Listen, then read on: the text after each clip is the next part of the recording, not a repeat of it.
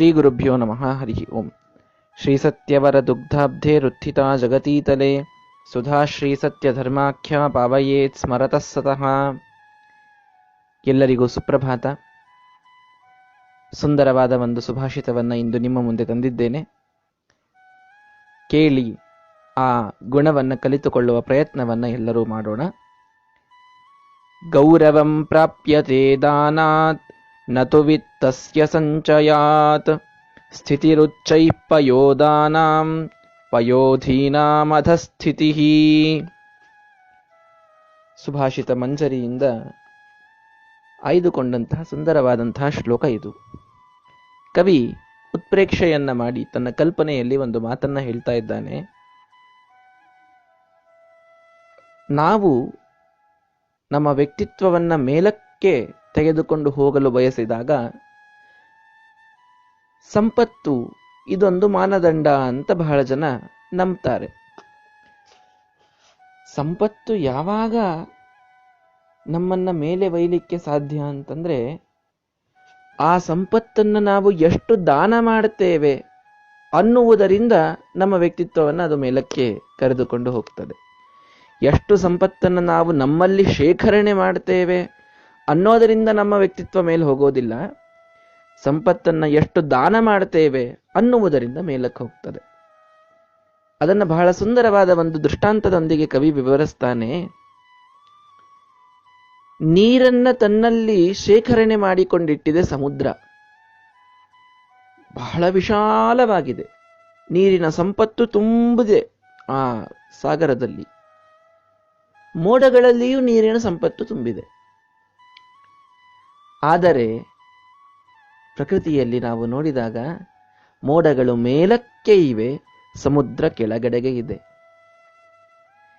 ಯಾಕೆ? ನೀರನ್ನ ಕೇವಲ ತನ್ನಲ್ಲಿ ಶೇಖರಣೆ ಮಾಡಿಟ್ಟುಕೊಂಡಿತು ಸಮುದ್ರ, ಇನ್ನೊಬ್ಬರಿಗೆ ಅದನ್ನ ಕೊಡಲಿಲ್ಲ.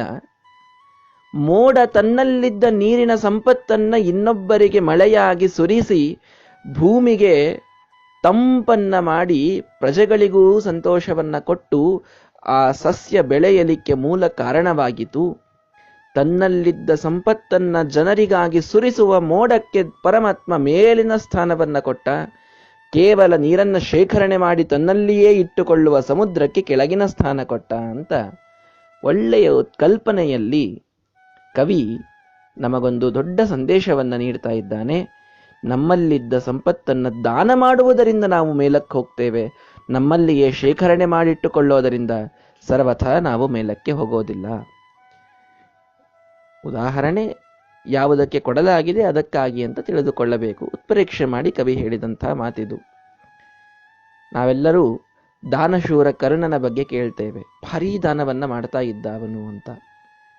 ಯುಧಿಷ್ಠಿರನಿಗೆ ಒಂದು ಸಲ ಅನಿಸ್ತು, ಯಾಕೆಲ್ರೂ ದಾನ ಕರ್ಣನೇ ಬಹಳ ಮಾಡುತ್ತಾನೆ ಅಂತಂತಾರೆ, ನಾವು ಮಾಡ್ತೇವಲ್ಲ ಅಂತ. ಕೃಷ್ಣನಿಗೆ ಕೇಳಿದ. ಕೃಷ್ಣ ನಾನು ಪ್ರಸಂಗ ಬಂದಾಗ ಇದಕ್ಕೆ ಉತ್ತರ ಕೊಡ್ತೇನೆ ಅಂತ ಹೇಳಿದ.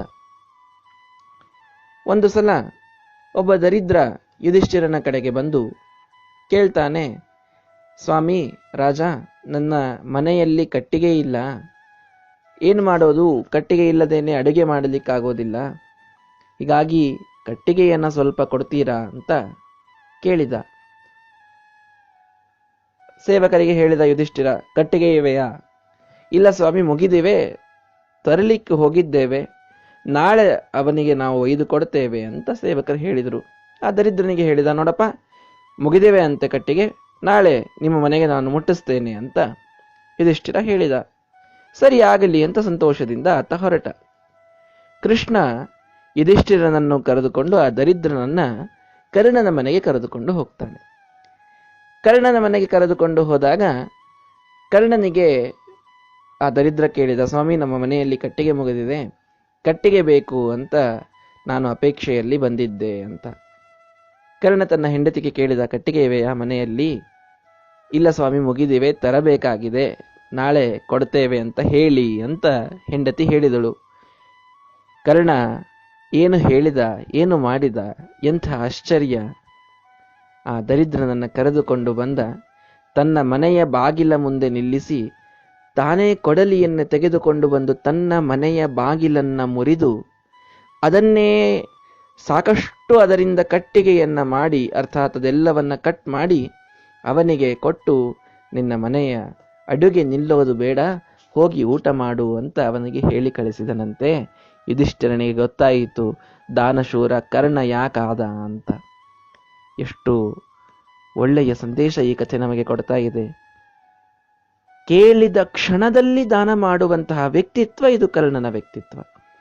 ಅದು ನನ್ನಲ್ಲಿ ಇರಲಿ ಬಿಡಲಿ, ಆ ಸಂಪತ್ತು ನನ್ನ ಕಡೆಗೆ ಇರದೆ ನಾನು ಹೇಗೆ ದಾನ ಮಾಡಲಿ ಅಂತ ವಿಚಾರ ಮಾಡುವಂಥದ್ದಲ್ಲ.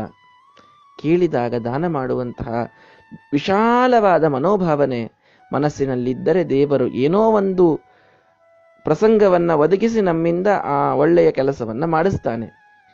ನಮ್ಮ ಮನಸ್ಸೇ ಬಹಳ ಸಂಕುಚಿತವಾಗಿದ್ರೆ ನಮಗೆ ದಾನ ಮಾಡಲಿಕ್ಕೆ ಸಾಧ್ಯ ಆಗೋದಿಲ್ಲ. ಪ್ರಸಂಗಗಳು ವಿಪರೀತವಾಗಿಯೇ ಬರ್ತವೆ. ಮಾಡಬೇಕನ್ನುವ ಮನಸ್ಸಿದ್ದವನಿಗೆ ಮಾರ್ಗ ಅಂತ ನಾವು ತಿಳಿದುಕೊಳ್ಳಬೇಕು. ಕರ್ಣನು ಕೂಡ ಈ ಸಂದೇಶವನ್ನು ನೀಡಿದ, ಸುಭಾಷಿತಕಾರನು ಸುಂದರವಾಗಿ ಇದನ್ನು ತಿಳಿಸಿಕೊಟ್ಟ. ಹಾಗಾಗಿ ದಾನ ಮಾಡುವುದರಿಂದ ನಾವು ನಮ್ಮ ವ್ಯಕ್ತಿತ್ವ ಮೇಲಕ್ಕೆ ಹೋಗ್ತದೆ. ಎಲ್ಲ ಸಂಪತ್ತನ್ನು ನಮ್ಮ ಕಡೆಗೇ ಇಟ್ಟುಕೊಳ್ಳೋದರಿಂದ ಸರ್ವಥಾ ಮೇಲಕ್ಕೆ ಹೋಗೋದಿಲ್ಲ. ಈ ಕಥೆಯನ್ನು ನಾವು ತಿಳಿದುಕೊಳ್ಳೋಣ, ದಾನದಲ್ಲಿ ತತ್ಪರರಾಗೋಣ ಅಂತ ಹೇಳ್ತಾ ನಾಳೆ ಮತ್ತೊಂದು ಸುಭಾಷಿತದೊಂದಿಗೆ ನಿಮ್ಮ ಮುಂದೆ ಬರ್ತೇನೆ. ಶ್ರೀಕೃಷ್ಣಾರ್ಪಣಮಸ್ತು. ಜೈ Shriram. Good morning friends. The shloka which I recited earlier gives a beautiful message regarding how can we elevate our personalities. Many of us think that wealth is one of the parameters that aggravates our personality, and the poet here says yes, of course, wealth takes our personality up, but not the aggregation, not the collection of wealth takes our personality above, but how much do we donate from our wealth, that elevates our personality. He gives a beautiful example. See, the clouds also hold the water, and so does the ocean.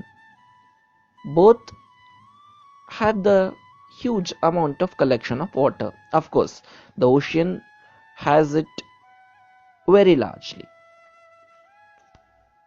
But what we see in the nature, the ocean is on the earth, whereas the clouds are up above in the sky. What does that mean?